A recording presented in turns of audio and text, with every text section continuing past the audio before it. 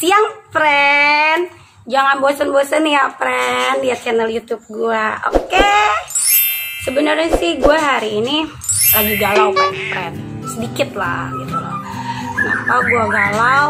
Karena tadi pagi pas gue ngecek kandang, salah satu kandang ternak gue tuh ada yang buang telur gitu. Gue jadi sedikit cerita nih ya, friend, yang gue alami hari ini. Jadi tuh gue pagi-pagi, setiap pagi tuh gue pasti ngecek kandang gitu ya, karena ada kandang yang udah ada anaknya, udah ada yang bertelur, jadi ngecek lah kita. Kalau peternak tuh pasti gitu, pasti ngecek kandang kalau pagi-pagi. Nah, pas gue cek salah satu kandang ternak gue nih, ada yang buang telur.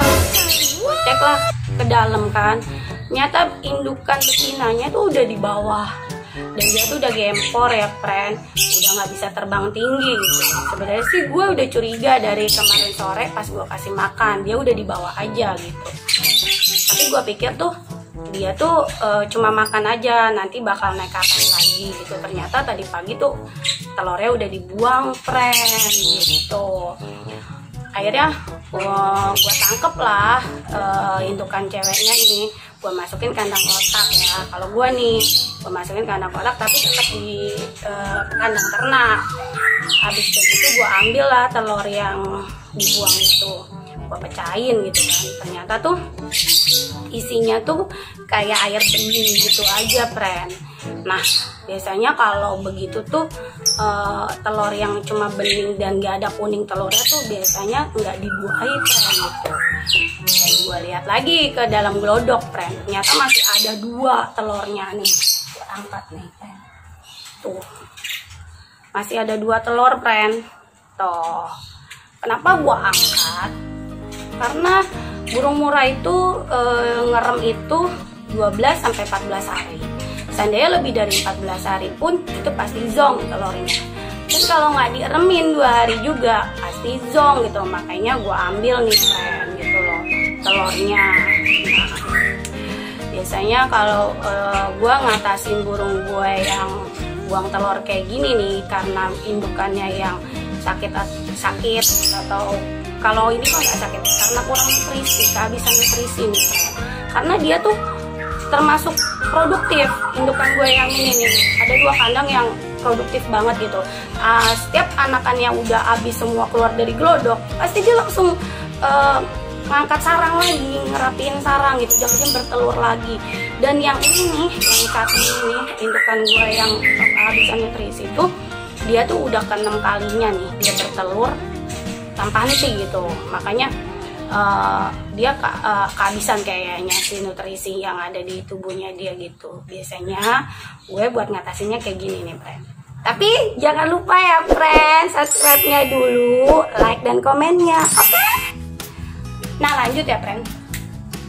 Biasanya gue kalau indukan gue yang ibaratnya kehabisan nutrisi gitu kan ya, bukan kehabisan sih, apa ya, kekurangan kayak kalsium gitu kan akibat bertelur terus. Biasanya gue tuh asupan makanannya buat betina gue agak banyakin gitu loh, friend. Nah, biar dia pulih lagi tubuhnya gitu. Kalau gue sih seperti biasa aja ya, friend, pola makannya gitu loh. Pola makannya kayak jangkrik, cacing, dan soto kalau gue gitu loh, itu nggak lepas. Tapi kalau buat indukan yang apa namanya, yang bermasalah gitu, krotonya gue tambahin ini nih, friend.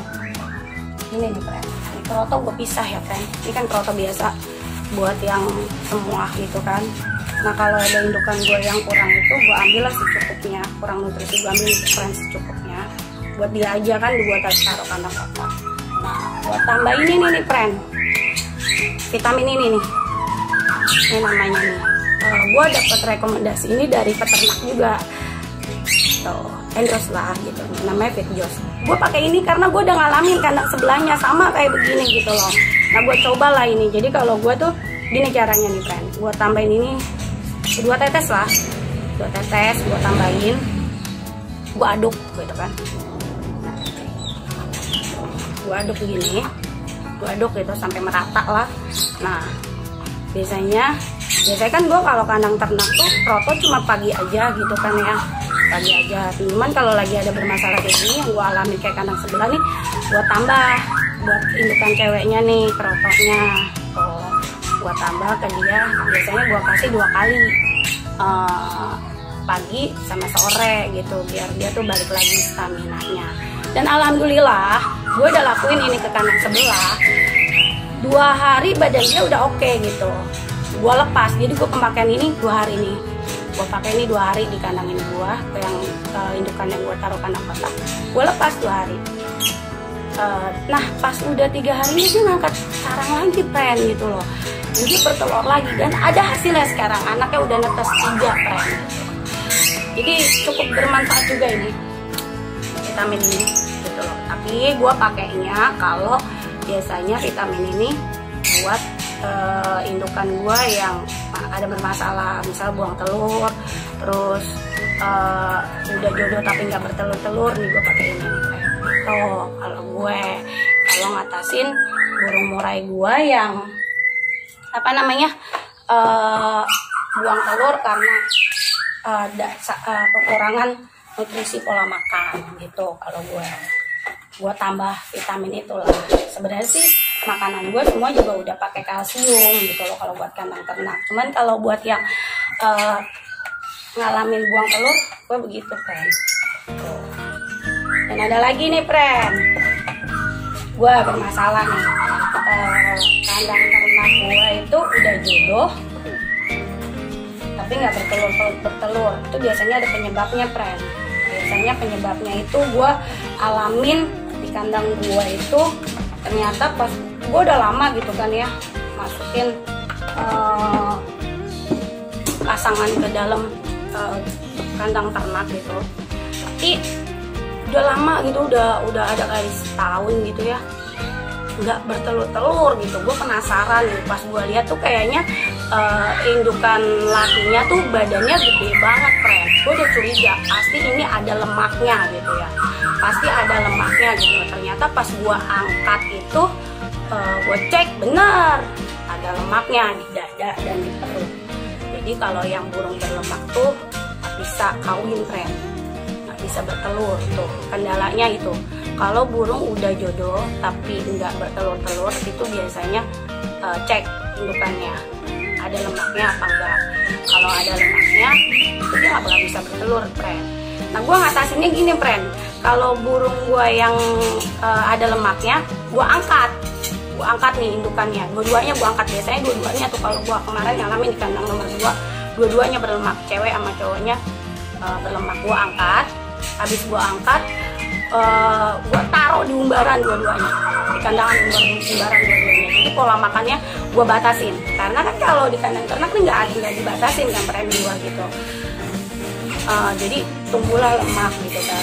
Nah kalau di kandang umbaran gue masukin kandang kan dia pasti lari-lari. Nah makan gue batasin gitu, dan dia pasti kan kena matahari kan, karena di kandang umbaran. Kalau di sini kena sih tapi nggak nggak sepanas atau ini di kandang umbaran gue, karena posisinya di depan. Nah, gitu friend kalau burung yang jodoh tapi nggak bertelur itu kendalanya biasanya ada di lemak.